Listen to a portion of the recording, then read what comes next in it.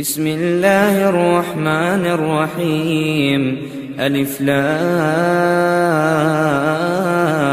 را تلك آيات الكتاب وقرآن مبين ربما يود الذين كفروا لو كانوا مسلمين ذرهم يأكلوا ويتمتعوا ويلههم الأمل فسوف يعلمون وما أهلكنا من قرية إلا ولها كتاب معلوم ما تسبق من أمة أجلها وما يستأخرون وقالوا يا أيها الذي نزل عليه الذكر إنك لمجنون لو ما تأتينا بالملائكة إن كنت من الصادقين ما ننزل الملائكة إلا بالحق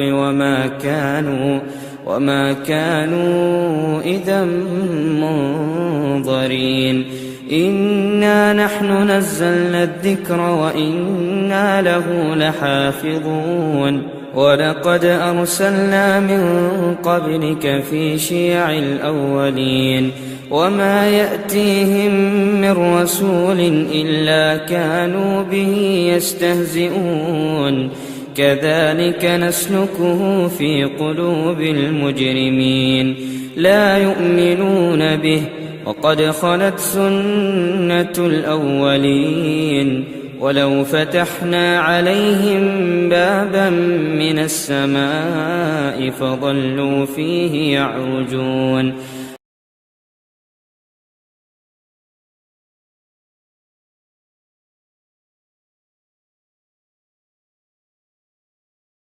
If any person indulges in any kind of terrorism, then he will be responsible and Islam will not be responsible. He will be accountable and Islam will not be accountable. اور چوری چوری ہے. اور اب اعلان کے مطابق میں فضیلت الشیخ جناب مولانا ارشد بشیر مدنی صاحب حفظہ اللہ سے درخواست کرتا ہوں کہ آپ تشریف لائیں. السلام علیکم ورحمۃ اللہ وبرکاتہ. حامداً ومصلیاً اما بعد.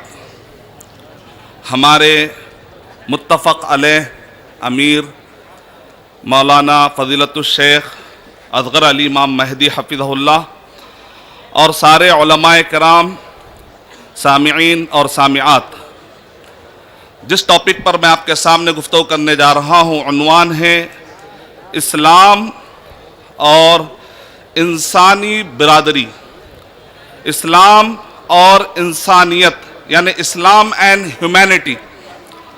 6 مہینے پہلے مجھے امریکہ کے دورہ امریکہ جانا ہوا اور اس دورے کے درمیان شامبرگ ایک سٹی ہے شکاگو کے قریب ایلینوائے اسٹیٹ امریکہ میں، وہاں پر اورینٹلسٹ اور سوشل ایکٹیوسٹ کو جمع کیا گیا اور وہاں کے سارے جو بڑے بڑے اکابر ادارے ہیں ان کے ذمہ دار غیر مسلم تھے، اورینٹلسٹ تھے. انہوں نے کہا کہ آپ اسلام پیش کریں. میں نے جب وہاں پر تقریر شروع کی تو پہلا سوال، اگر اسلام انسانیت کا علمبردار ہے تو پھر کیا بات ہے کہ بعض مسلمان ٹیررزم میں پکڑے جاتے ہیں، آپ کا اوپینین کیا ہے؟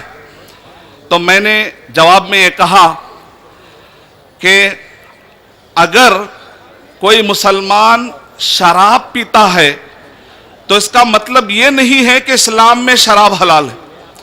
بالکل اسی طریقے سے اگر کوئی مسلمان دہشت گردی میں ملوث ہوتا ہے تو اس کا مطلب یہ نہیں ہے کہ اسلام میں دہشت گردی حلال. If any person indulges in any kind of terrorism, then he will be responsible and Islam will not be responsible. He will be accountable and Islam will not be accountable. اور چوری چوری ہے، چاہے مسلم کرے چاہے غیر مسلم. دہشت گردی غلط ہے چاہے مسلم کرے چاہے غیر مسلم۔ سورہ مائدہ سورہ نمبر 5 کی آیت نمبر 32 کا مفہوم یہ ہے، ایک معصوم کو مارنا پورے انسانوں کو مارنے کا گناہ لکھا جائے گا۔ آج جماعت اہل حدیث پوری دنیا میں سب سے زیادہ دہشت گردی کے خلاف بولتی ہوئی نظر آتی ہے۔ یہ جماعت اہل حدیث کے کارناموں میں سے ایک کارنامہ ہے، اور آج ہر جگہ دلیل دلیل دلیل کی بات ہوتی ہے۔ یہ جماعت اہل حدیث کے کارناموں میں سے ایک کارنامہ ہے۔ دوسرا سوال وہاں پر کیا گیا، اگر اسلام انسانیت کا علمبردار ہے تو اسلام کے نہ ماننے والوں کے بارے میں اسلام ٹالرنس اور برداشت کے بارے میں کیا سکھاتا ہے؟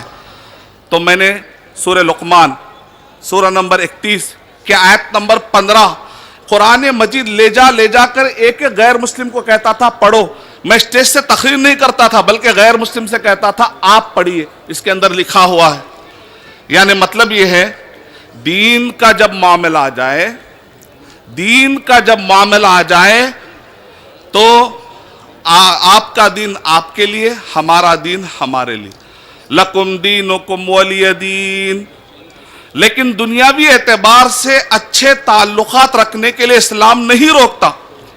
ایک ہی آیت میں اللہ سبحانہ و تعالیٰ نے ہمیں 2 اصول بتائے، دین کا معاملہ آ جائے نو کمپرومائز، مداہنت نہیں ہو سکتی، آپ کا دین آپ کو، ہمارا دین ہمیں۔ لیکن جب دنیاوی معاملات اور تعلقات کی بات آتی ہے، ایک مسلمان سچا اور پکا مسلمان رہتے ہوئے بھی ایک اچھے تعلقات قائم رکھ سکتا ہے غیر مسلموں سے۔ وَإِن جَاهَدَاكَ عَلَىٰ أَن تُشْرِكَ بِي مَا لَيْسَ لَكَ بِهِ عِلْمٌ فَلَا تُطِعْهُمَا وَصَاحِبْهُمَا فِي الدُّنْيَا مَعْرُوفًا۔ تیسرا سوال ایک عورت نے کیا، بہت مشہور ایک ایکٹیوسٹ عورت، اس نے کہا اگر اسلام انسانیت کا علمبردار ہے تو پھر آپ اپنی عورتوں کو برقعوں میں کیوں رکھتے ہیں؟ تو میں نے کہا سورہ احزاب سورہ نمبر 33 آیت نمبر 59 جا کر میں نے پڑھوا دیا، کہا کہ یہ پڑھیے آپ۔ حجاب is the symbol of security. Hijab is the symbol of protection. Hijab is the symbol of dignity. حجاب کا مطلب عورت کی عزت گرانا نہیں ہے۔ اسلام میں محرم کا سسٹم، اسلام میں حجاب کا سسٹم، اس میں عورت کی حفاظت ہے۔ یا ایھا النبی قل لازواجک وبناتک ونساء المؤمنین یدنین علیہن من جلابیبہن ذالک ادنی ان یعرفن فلا یؤذین۔ حجاب is the symbol of security۔ پھر اس کے بعد پنجاب میں جب میں گیا تو ایک سمپوزیم میں سارے غیر مسلم حضرات اور سکھ حضرات موجود تھے۔ وہاں پر میں نے کہا سورہ مائدہ سورہ نمبر 5 کے آیت نمبر 32 کی روشنی میں کہ اگر میرے جسم میں ایک بوتل خون نکل سکتا ہے اور اگر میں دیکھ رہا ہوں کہ کوئی ہندو بٹو لگا کر روڈ پر تڑپ رہا ہے، میں کہوں گا کہ وہ میرے ایک خون کا باٹل اس ہندو بھائی کو دے دو، اس کی جان بچا لو، میری عبادت پوری ہو جائے گی۔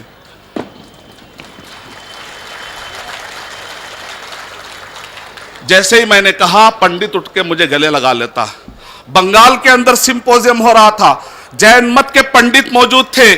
میں نے کہا مجھے ایک مرتبہ سوال آیا کہ ایک چھوٹا بچہ تڑپ رہا ہے، دودھ نہیں مل رہا ہے، آنکھیں باہر آ رہی ہے، اس کی ماں ہندو ہے، کام کرنے والی ہے اور ہندو ہے، اور وہ کہیں گئی ہے آ نہیں سکی، بچہ تڑپ رہا ہے۔ ایک دوست مجھ سے فون کرتا ہے، کہتا ہے ارشد بھائی میرے پڑوس میں بچی تڑپ رہی ہے، اگر میرے بھابھی کو دودھ آ رہا ہے کیا میں اپنے بھابھی سے کہوں کہ وہ اپنا دودھ پلا دو؟ تو میں نے کہا میرے بھائی ٹائم ویسٹ کر رہے ہو، عبادت کا موقع ہے، نیکی ملے گی، پلا دو دودھ، اس معصوم کی جان بچ جائے گی۔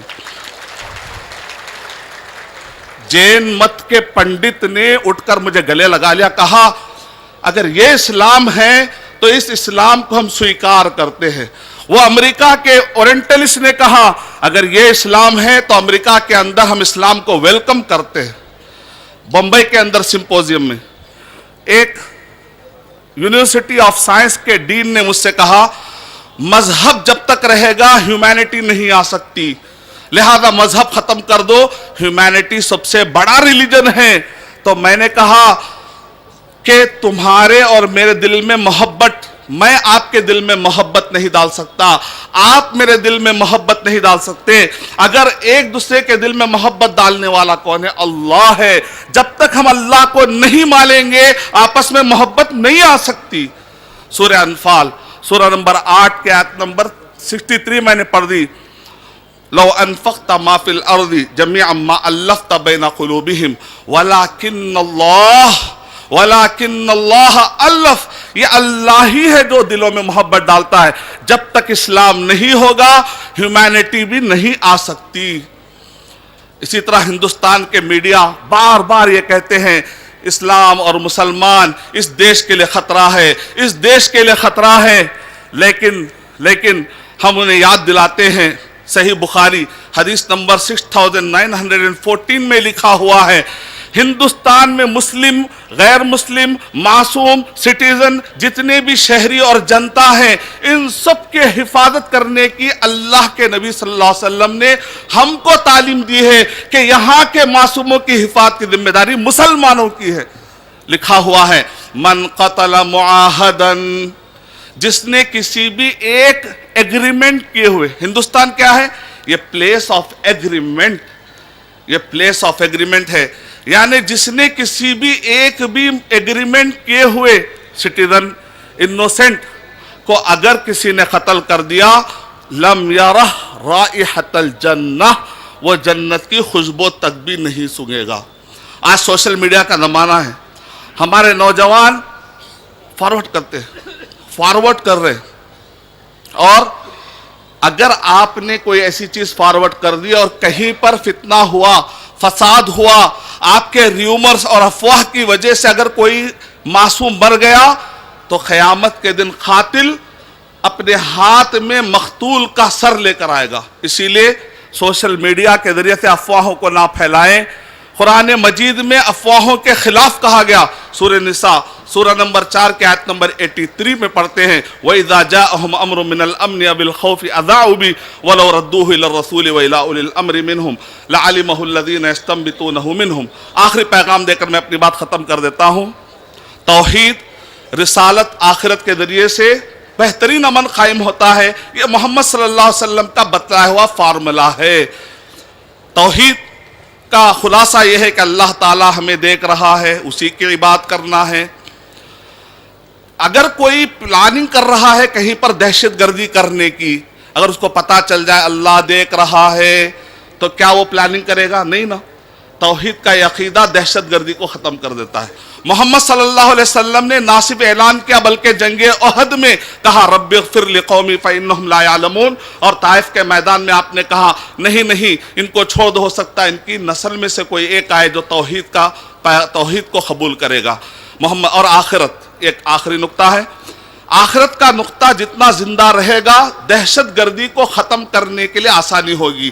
اگر کوئی کہیں پر بھی چھپ کر کسی کو قتل کرنے کی پلاننگ کر رہا ہے، ایک مرتبہ سوچ لے فَمَن يَعْمَلْ مِثْقَالَ ذَرَّةٍ خَيْرًا يَرَهُ وَمَن يَعْمَلْ مِثْقَالَ ذَرَّةٍ شَرًّا يَرَهُ۔